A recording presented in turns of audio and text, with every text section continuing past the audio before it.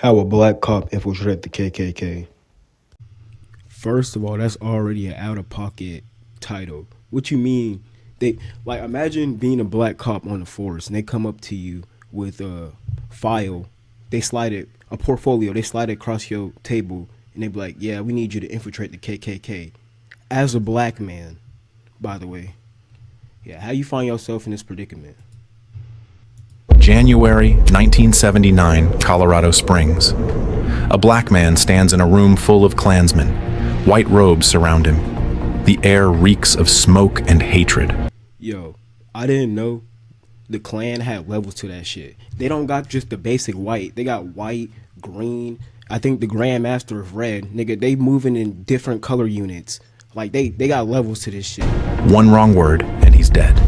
But he's not running. He's smiling because he's about to drape his arm around David Duke, Grand Wizard of the Ku Klux Klan, for a photograph. Duke has no idea. Yo, you telling me they just let him take a flick as a black man?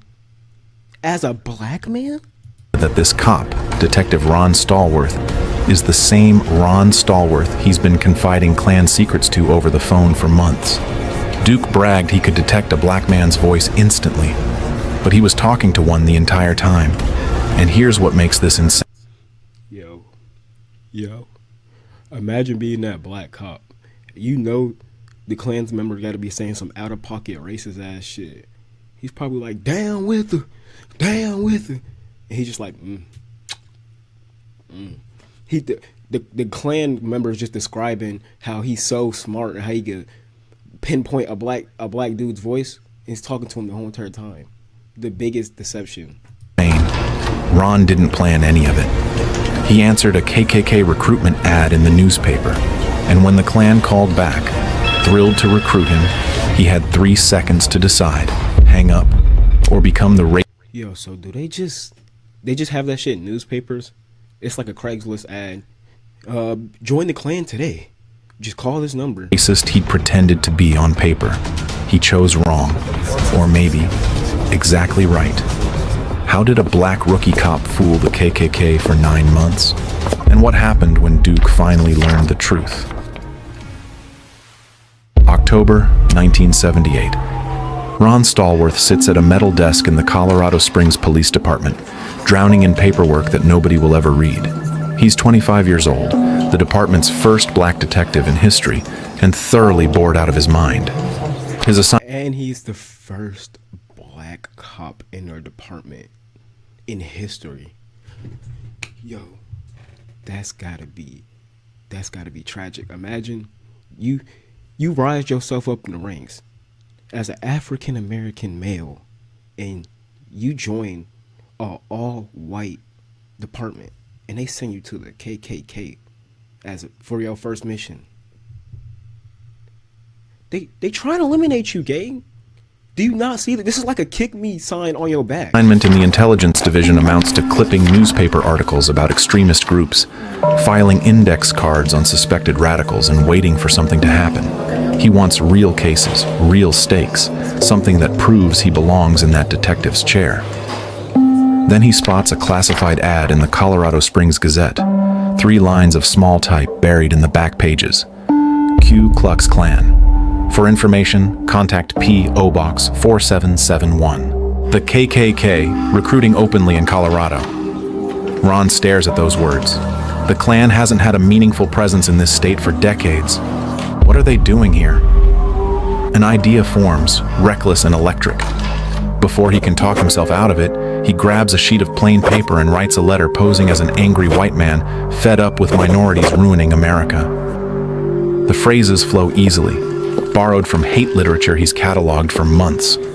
He signs it with his real name, Ron Stallworth, figuring the Klan will mail back a... And then he uses his real name. You tell me they don't do background checks, so you could just openly join the Klan? If you tell me if you write an angry letter saying how much you hate minorities, you could just openly join a Klan? What the fuck? Pamphlet he can file and forget. 1 week later, his desk phone rings. A man's voice, low and eager. Is this Ron Stallworth? I got your letter. In that moment, Ron's stomach plummets. He'd expected a form letter, maybe a brochure, not a phone call.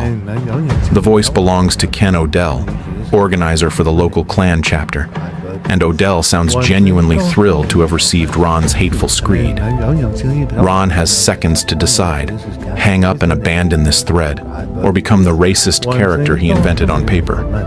He clears his throat, lowers his voice half an octave, and dives in headfirst. Why do I want to join the Klan? Do you think he put on his whitest voice ever, like the country redneck? He was like, let me get in the form. Yes, brother, I'll tell you I want to join the Klan. Think he used that type of voice right there, like a white Southern voice? Ron repeats Odell's question like the answer You think he went with the classic, yeah, dude, I would totally like to join the Klan, man. should be obvious. Then he unleashes a flood of slurs so vicious, so over the top, that his sergeant, listening on an extension line across the room, nearly drops the receiver in shock.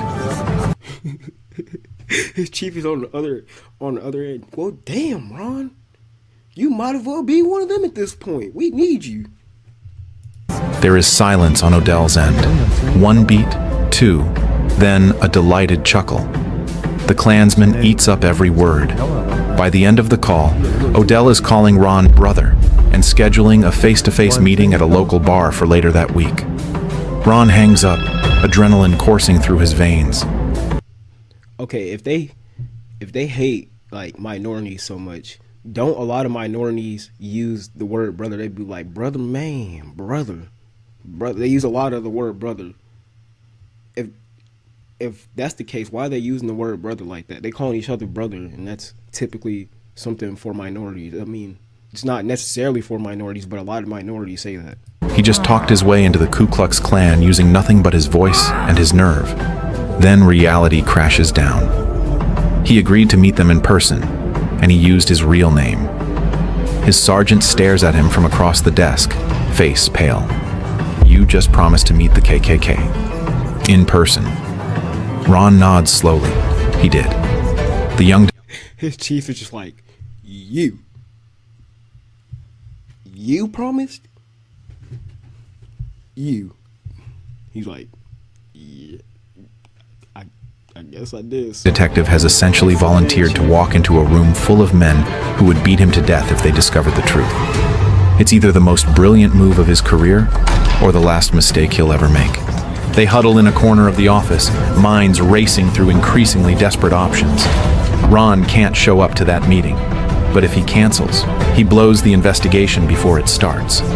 His eyes land on Chuck, a white narcotics detective with undercover experience, passing through the hallway, and an idea crystallizes.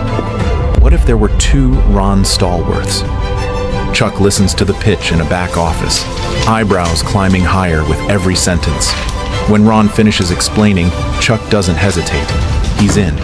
From this moment forward, Ron will handle every phone call, maintaining the racist persona he's already established. Chuck will attend every in-person meeting, wearing... Okay. I see the strat. You got the black man, hide him behind the identity, and then you got the white man coming in and meet him. Ron's identity like a second skin. Two detectives, one fake Klansman, and one shared identity. If either man slips up even once, the entire house of cards collapses, and both could pay with their lives. Ron looks at his own dark hands, then at Chuck's pale face. The scheme sounds certifiably insane, but it's the only play they have. Operation Undercover Klansman begins. The plan exists on paper. But can two men with different faces, different voices, different mannerisms convincingly share one identity? Yeah, how is that gonna work? Is he gonna pull up? He gonna be like, you sound a little bit more different than you did on the phone. Like, how is that gonna work? They gonna tell the difference in voice in front of people who murder for racial purity. And what happens when Chuck walks into that bar and the Klansmen start asking questions that Ron never thought to prepare him for? 3 nights later, Chuck pulls his unmarked sedan into the gravel lot of a dive bar on the outskirts of Colorado Springs. A surveillance wire runs beneath his shirt, its transmitter pressing cold against his skin. Outside in an unmarked van half a block away, Ron presses headphones to his ears, heart thudding loud enough to hear. Everything depends on the next hour. If Chuck gets made, there's no backup plan. Oh, he's still on scene. So if Chuck gets caught, what if they find the wire and then find the van? He's fucked. Inside, 3 men wait at a corner booth beneath a flickering Coors sign. The chapter president, a wiry man named Fred Wilkins, nurses a Budweiser. Beside him sits a heavy-set bruiser with suspicious eyes and arms like ham hocks. The third is a younger recruit. Arms like ham hocks. That means he has to have visible flaps on his arm. Who is this nigga chasing down? You tell me you 300 pounds with arm flaps and you part of the KKK. What black man are you chasing down? Come on now. The only thing he chasing is his next plate. Nervously shredding a coaster. All 3 watch Chuck cross the barroom floor. Chuck extends his hand. Ron Stallworth, appreciate y'all meeting with me. Wilkins grips Chuck's hand, studying his face with cold eyes. For a frozen second, Ron braces for disaster in the van. Will they notice the voice doesn't quite match the phone calls? That Chuck carries himself differently than they imagined? But the Klansmen see what they expect to see. A white man filled with the right kind of hatred. They wave Chuck into the booth, sliding a beer across the table. Over lukewarm Budweisers that Chuck pretends to drink, they pepper him with questions. And they drinking lukewarm beer? That shit gotta taste like horrendous. Why does he want to join? What triggered his racial awakening? Chuck recites the script Ron fed him, snarling about a fictional sister dating a black man, the same story Ron used on the phone. The men eat it up. Every slur Chuck forces through his teeth earns approving nods and toasts. Then the bruiser leans forward, eyes narrowing to slits. You sound different than I expected, Ron. In the van, Ron stops breathing. Chuck coughs into his fist, buying a half second to think. Allergies. Mountain air's been murdering my sinuses all week. He shifts his cadence slightly, matching the rhythm and drawl Ron established on the phone. The bruiser grunts, apparently satisfied by the explanation. Crisis cleared by a fake cough and quick thinking. Another test lands minutes later, sharper than the first. Wilkins fixes Chuck with a penetrating stare, beer bottle frozen halfway. He's just across the table with the pen and stare. Oh, if you're working with those Negroes or the Caps, just know you're in for it. Just pen and stare, Dev. To his lips. You're not a cop, are you, Ron? Chuck forces a laugh that he hopes sounds natural. In the van, Ron has to bite his fist to keep from howling at the cosmic irony. Chuck leans in conspiratorially, lowering his voice. Cops are part of the problem, letting minorities run wild while white men get arrested for defending themselves and their families. The Klansmen exchange satisfied glances. That is not... Alright, if you're going out in hate groups, going to kill minorities that haven't done anything to you, how's that an innocent white man getting arrested? You're purposely spreading hate. What the fuck? Wilkins claps Chuck hard on the shoulder. That's exactly what I like to hear, brother. When the meeting finally ends... And then they're still using the, brother. Isn't that like a minority thing? Wilkins hands Chuck a Klan membership application to fill out at home. We'll send this up to state headquarters for processing. Might even get signed by the Grand Wizard himself. The Grand Wizard, David Duke. Hearing that name through his headset, Ron raises an eyebrow. David Duke, leader of the entire KKK, will personally review Ron Stallworth's application. Chuck walks out into the cool night air. Bro, their recruitment is just, what the fuck? You just put your shit in the newspaper, any random person that calls, you do a meetup, and you part of the KKK. What kind of recruitment agency is this? Alive and unexposed. In the van, Ron watches his partner flash a subtle thumbs up in the darkness. 2 detectives just fooled a room full of Klansmen on their very first attempt. But neither man celebrates. Before leaving, Wilkins mentioned an upcoming event in hushed tones. A cross burning on private land. A welcome celebration for new members like Ron. The Klan isn't just talking, they're acting. Within days, Ron's membership application lands on David Duke's desk at KKK National Headquarters in Louisiana. The Grand Wizard reviews it, sees nothing suspicious in the enthusiastic racism, and signs his name with a flourish. Ron Stallworth, a black detective working for the Colorado Springs Police Department, is now officially a card-carrying member of the Ku Klux Klan. They have cards and shit too. Why is there levels to this shit? Ron has breached the wall. Bro has an ID card. He goes into he has an ID card. He's gonna walk up to the Klan here. Yeah, I'm actually Ron Stallworth. Like, bro, what? You tell me you got ID cards. You got levels to this shit. You got different color robes and shit. Faster than anyone anticipated. But the Klan is already planning its next moves, and Duke himself is about to enter the picture in a way Ron never expected. What happens when the most famous white supremacist in America starts personally mentoring a recruit he's never actually seen? And how long can Ron maintain two identities before the Klan notices the seams? Mid-1979. Ron Stallworth has become one of the Colorado chapter's most valued members. The real Ron maintains the illusion through regular phone calls, adopting a drawling accent that would make a Deep South segregationist proud. Chuck keeps showing up to meetings in person, reporting every word, every plan, and every name back to the intelligence unit. The double deception runs so smoothly that it begins to feel routine, almost boring. Then Ron gets impatient. His official membership card still hasn't arrived in the mail. Rather than wait, he decides to call the KKK's national headquarters directly, dialing a number listed in Klan literature as the voice of the Klan. Bro, what the fuck is that title? My nigga, the Grand Master calls himself the voice of the Klan. What the fuck are these titles? He expects a secretary or a recorded message.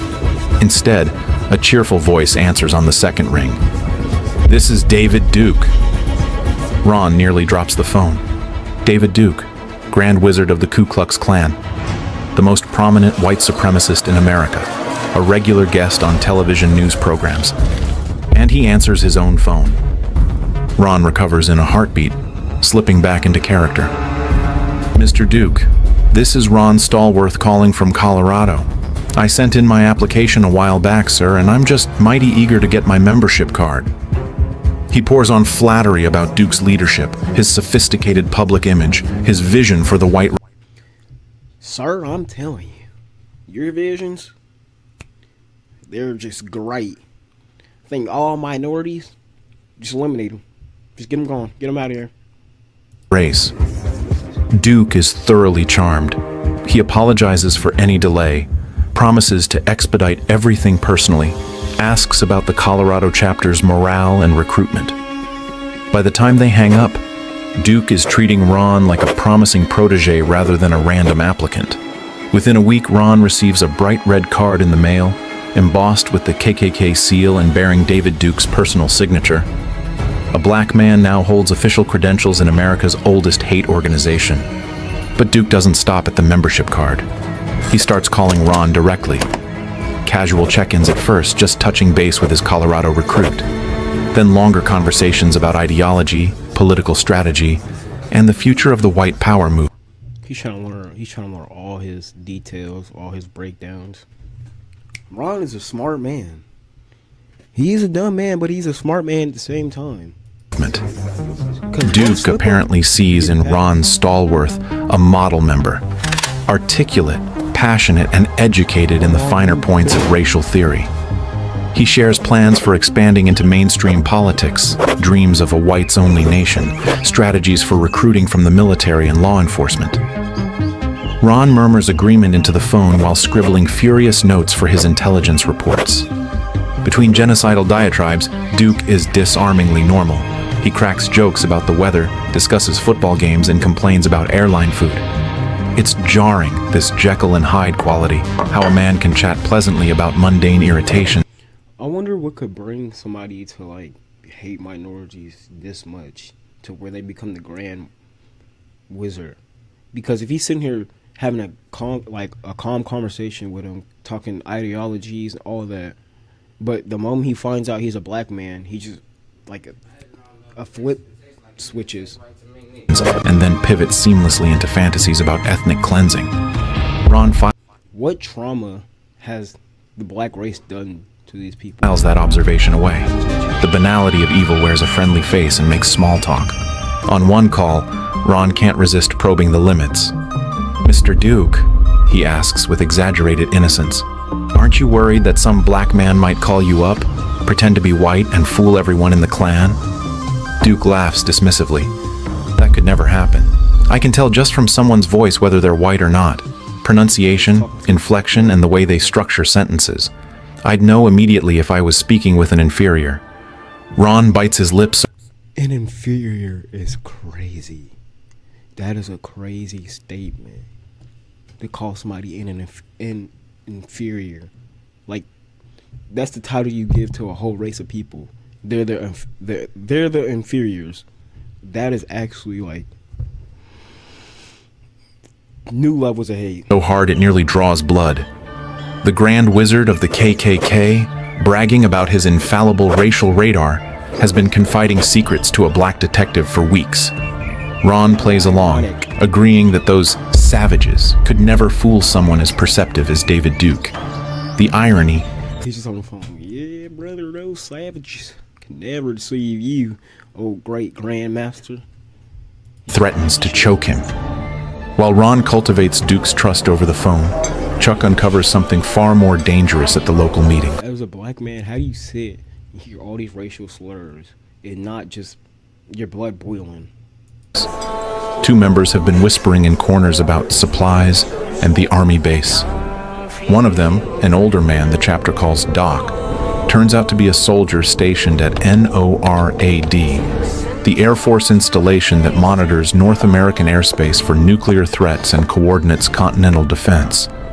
Doc brags to Chuck about having access to military-grade materials, explosives, detonators, and whatever the cause might need. Ron's blood runs cold when Chuck reports this back. A Klansman with security clearance and access to military ordnance, inside one of the most sensitive installations in the country. This isn't cross-burnings and recruitment drives anymore. This is domestic terrorism brewing in plain sight. The next week brings worse news. The chapter president mentions something to Ron during a routine phone call. An alliance with like-minded radicals up in Denver, a bombing of gay nightclubs in Denver.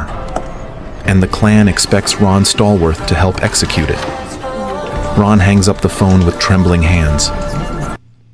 Bro, they're just telling their whole plan, their whole master evil plan, and it's all getting surveilled. What started as a bizarre undercover experiment has metastasized into a race against mass murder. The KKK is preparing to kill innocent people, and they've invited their own saboteur into the heart of the conspiracy. How does Ron stop a bomb plot without blowing his cover and getting himself killed? And what happens when the military discovers that one of their own soldiers at a nuclear defense installation is planning to steal explosives for a hate? One of their own soldiers. He's in the military, by the way, so he goes overseas, meets all different cultures and groups of people, and he chooses to commit these acts. Group?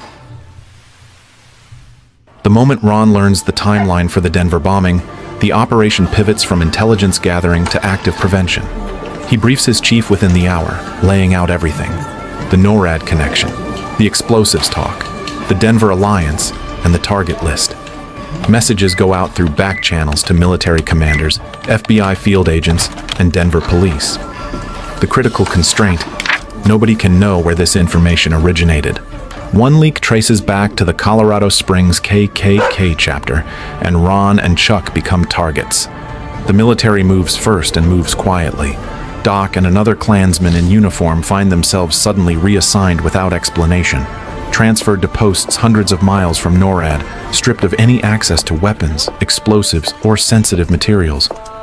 Bro, what do you think the Grandmaster's face is when he gets arrested and it's a black man? He tells him his whole scheme, like, I'm actually Ron. You think his whole face is like his whole reality is just gonna break? No arrests, no announcements, and no paper trail that could expose an informant.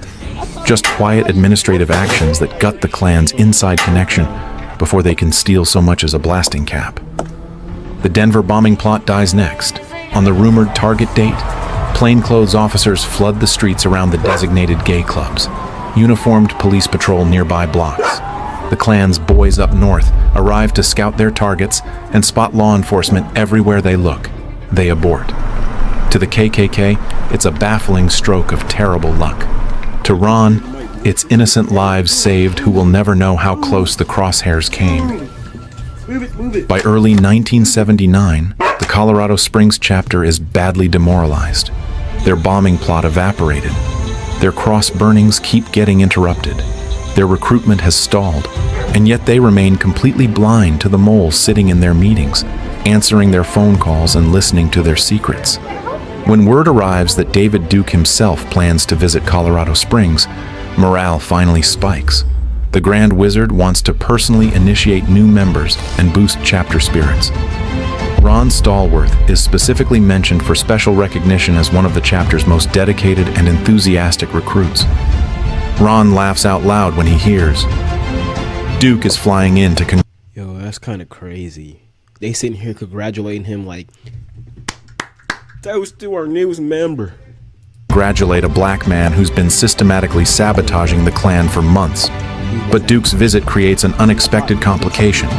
Paranoid about security after receiving death threats, Duke has requested a police detail during his stay in Colorado Springs. Ron's chief summons him with news that lands like a punch to the gut. Detective Ron Stallworth will serve as David Duke's personal bodyguard during his visit. Ron stares at his commanding officer. "Sir, you realize who David Duke is? Grand Wizard of the Ku Klux Klan. And you want me specifically to protect him?" The chief doesn't blink. That's exactly why he wants Ron in the details. Who better to monitor Duke's movements and conversations than the detective who's already inside his organization? Ron will be armed, in full uniform, standing arm's length from the man he's been deceiving on the phone for months. Ron agrees, though the sheer absurdity threatens to break his composure. Both Ron Stallworths will occupy the same room with David Duke. The black detective in police blue, the white detective playing Klansman. One wrong word, one moment of recognition, one slip of the tongue. So their plan is basically to have him arrest him, and then he's gonna interrogate him. And the whole elaborate deception collapses in front of the most dangerous possible audience. Duke lands in Colorado Springs expecting a hero's welcome. He has no idea what's actually waiting for him. But how long can two men share one identity when they're standing 15 feet apart? And what will Duke do when he shakes hands with the black officer assigned to keep him alive? So they assigned Ron to keep him alive, as a bodyguard, and he hates minorities? What? January 10th, 1979. David Duke's plane touches down at Colorado Springs Airport, and the local KKK chapter buzzes with anticipation. Their Grand Wizard has come to reward their loyalty, to initiate new blood into the Brotherhood, to remind them why their cause matters. Police protection has been arranged through official channels. Death threats follow David Duke everywhere he travels. Detective Ron Stallworth arrives at the hotel banquet hall. He's the only black face in a sea of white robes and crisp suits. Klansmen mill about the room, shooting him glances of open contempt. He ignores them all, taking his assigned position near the main entrance, playing the role of dutiful officer. How do you walk in as a black officer and not be shitting bricks? You see a whole restaurant of just white robe people, the white robe Klansmen, and they just looking at you, staring at you. Duke sweeps into the hall. And it's crazy that the Grand Leader, Grand Master over here, Grand Wizard, is over here being accompanied by a black person. Flanked by aides and local leaders, all polished smile and practiced politician's charisma. He spots Ron immediately and does a visible double take. A black cop, assigned to his personal security detail. Duke's lips tighten, but he says nothing. Years of political ambition have taught him to control his face, even when his blood boils. Inside, Chuck works the room in civilian clothes, playing Ron Stallworth, the eager Klansman, one final time. Both Rons now occupy the same space, separated by 15 feet and a universe of secrets, each pretending not to know the other. The irony is thick enough to taste. Duke works the crowd for an hour, shaking hands with followers, accepting praise for his leadership, and delivering impromptu remarks about the white race's glorious future. Eventually, protocol requires him to acknowledge the police detail. He approaches Ron with an extended hand, the polite gesture of a public figure meeting law enforcement. Ron accepts the handshake, and then he feels it. Duke pressing two. Ooh, I know that's got to be like an intense, tension-cutting handshake. I know he was like, nice to meet you. Just fingers gripping. Fingers firmly against his inner wrist, wiggling them rhythmically between Ron's knuckles. The secret clan handshake. A fraternal signal. A test, perhaps, to see how this black cop reacts. Ron executes it back perfectly, applying pressure in the exact pattern he learned from studying intelligence files. Duke's expression flickers. Confusion crosses his features for just a moment. His brows did. He moves on, visibly unsettled. When the rally breaks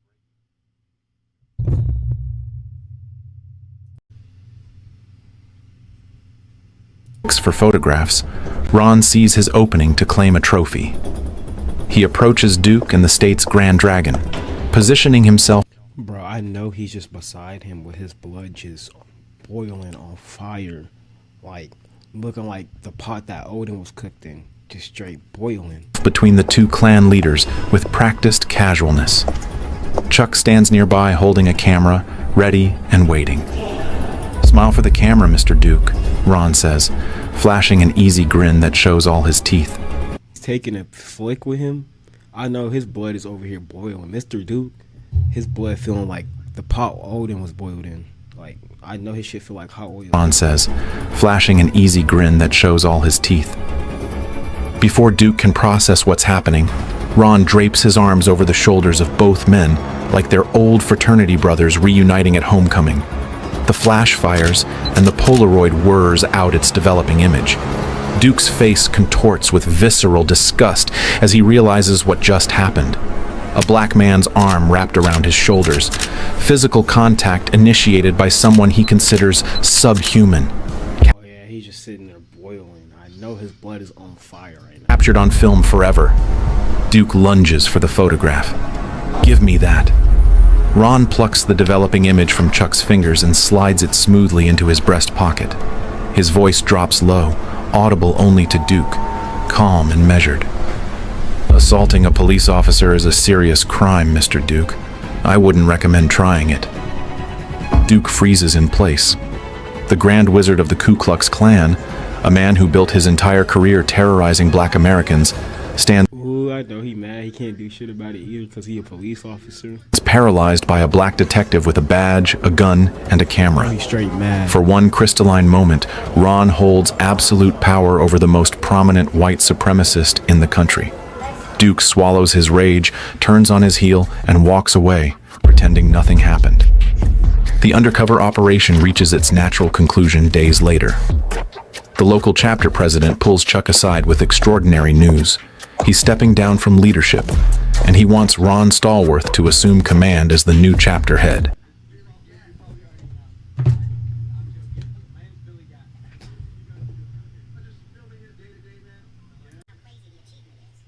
Extraordinary news.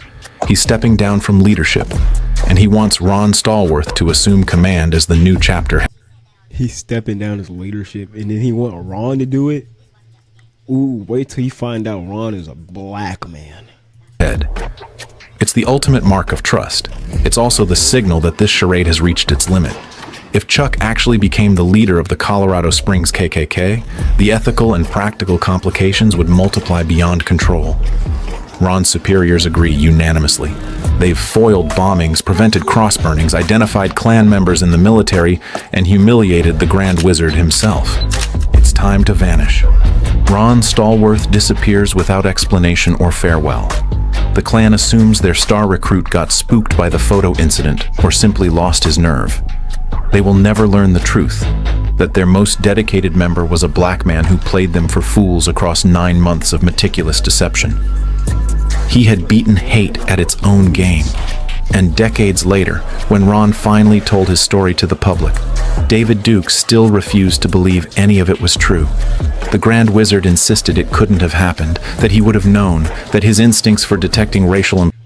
Ooh, I know he was pressed. I know he was pressed like a button.